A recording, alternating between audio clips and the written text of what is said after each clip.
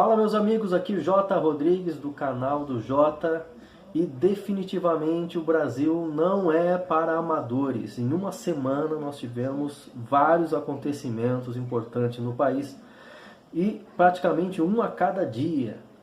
Mas antes de começar, eu quero pedir para você se inscrever no canal. Se você não é inscrito, clica aí no sininho para receber a notificação de novos vídeos. E ao final, se você gostar, clica lá no gostei, deixa a sua curtida, comente, se informe. Eu falo muita coisa de cabeça aqui e às vezes nem tudo está 100% correto. Vai lá, se informe, me corrija, fala, não é bem assim, meu amigo. Dá uma segurada aí que a coisa não é assim.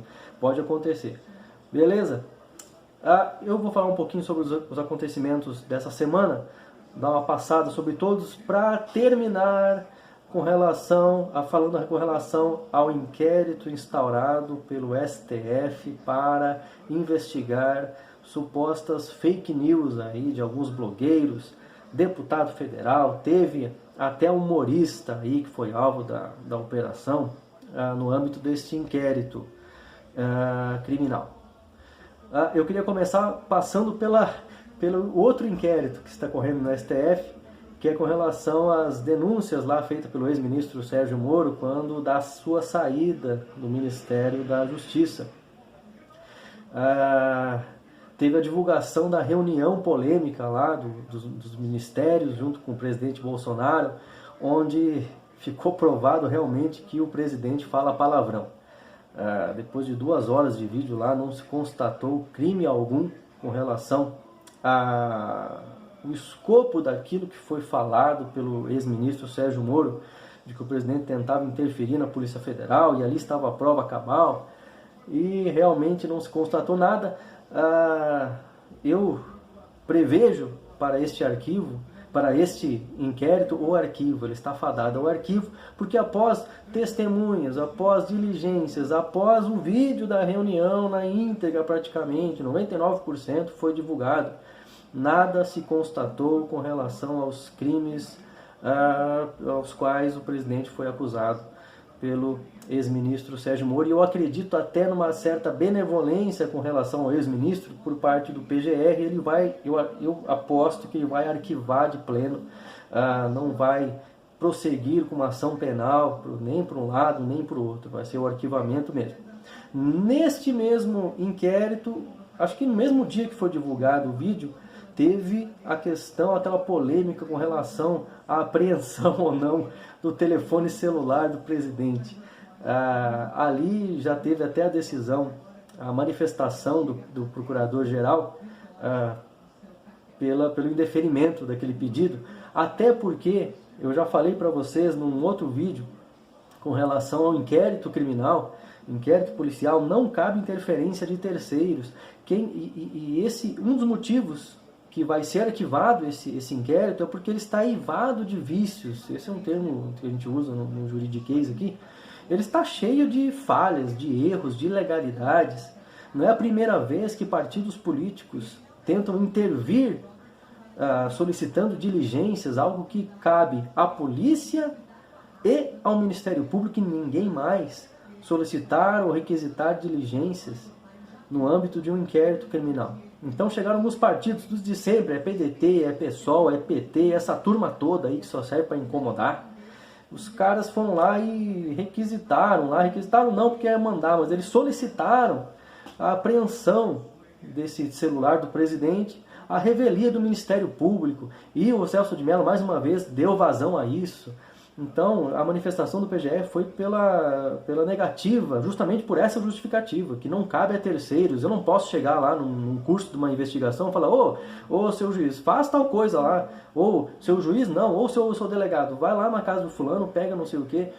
Mas quem é você? Não, sou um cara que está acompanhando, eu acho que é importante fazer isso aí para o andamento dos trabalhos. Foi isso que os partidos fizeram, não tem nenhum cabimento, não tem nenhum respaldo legal.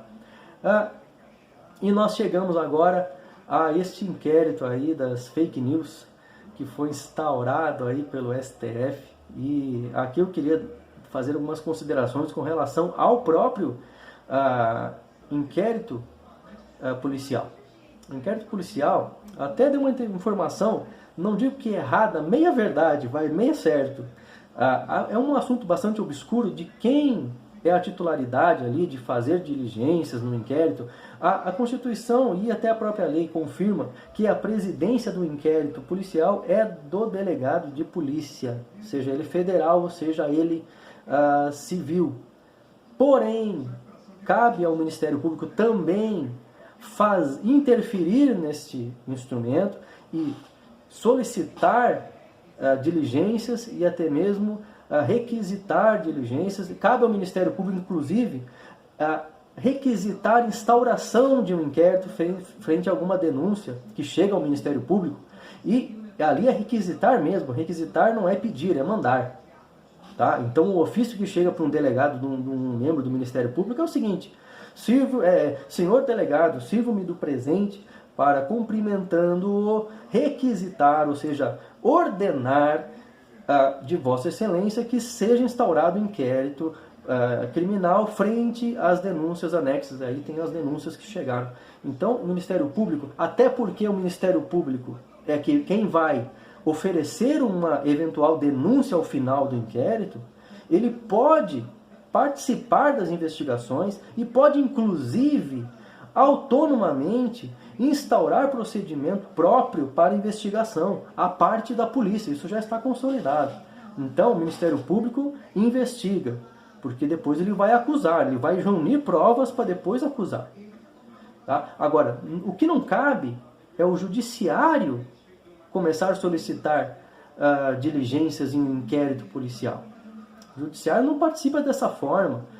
O Judiciário julga. É tão absurdo alguém do Judiciário, um juiz, por exemplo, começar a solicitar diligências e ações no inquérito policial, quanto, por exemplo, um defensor público, depois de defender aquele que não pode pagar eventualmente o advogado num processo criminal, dar um chute no juiz, sentar na cadeira dele e querer julgar. Não pode. Então, o que aconteceu no âmbito deste inquérito que é ilegal? O próprio STF instaurou este inquérito frente a denúncias de fake news ou até de ofensas pessoais, atentados talvez à democracia, mandando que fechasse o STF, que a polícia intervisse, que o exército invadisse, coisas desse tipo. Então, por conta própria, o presidente do STF instaurou este instrumento, baseado numa única exceção que há no regimento interno do STF, que, não me pergunte por quê, foi recebido pela Constituição de 88 como lei. Então, o regimento interno do STF conta, para nós aqui, no mesmo nível de uma lei ordinária. Então, tudo que está ali consta como lei. E ele se baseou no artigo 43, que está aberto aqui, eu vou ler e entenda. Você não precisa ser mestre em direito para entender o que está escrito aqui e para ver que nada tem a ver o que está escrito no regimento interno com o que aconteceu. Então, artigo 43. Ocorrendo infração à lei penal na sede ou dependência do tribunal, o presidente instaurará inquérito sem envolver autoridade ou pessoa sujeita à sua jurisdição ou delegará esta atribuição a outro ministro.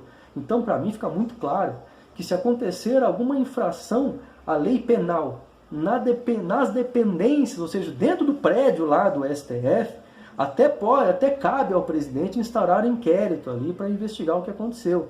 Agora, se chega uma notícia de um blogueiro, de um humorista, de um deputado que falou alguma coisa na internet, nada tem a ver com a sede do STF. Então, olha a situação que nós estamos vivendo. O que nós estamos vendo não é simplesmente uma ilegalidade, uma inconstitucionalidade, porque não tem previsão legal e não tem previsão constitucional nesse fato. O judiciário não investiga, o judiciário julga.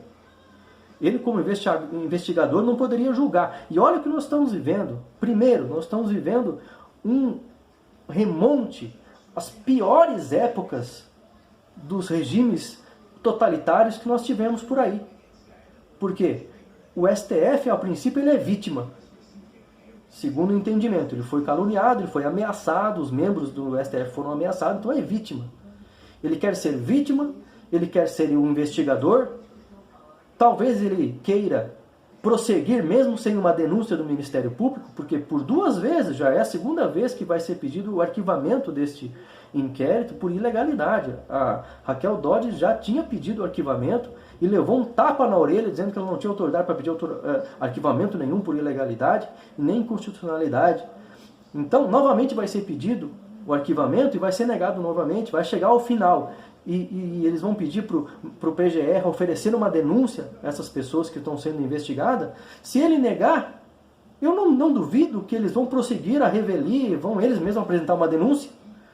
Ou seja, o STF vai ser vítima, vai querer investigar, ele vai querer depois acusar, e aí o próprio Alexandre de Moraes, que está decidindo lá tudo, vai querer julgar depois como relator.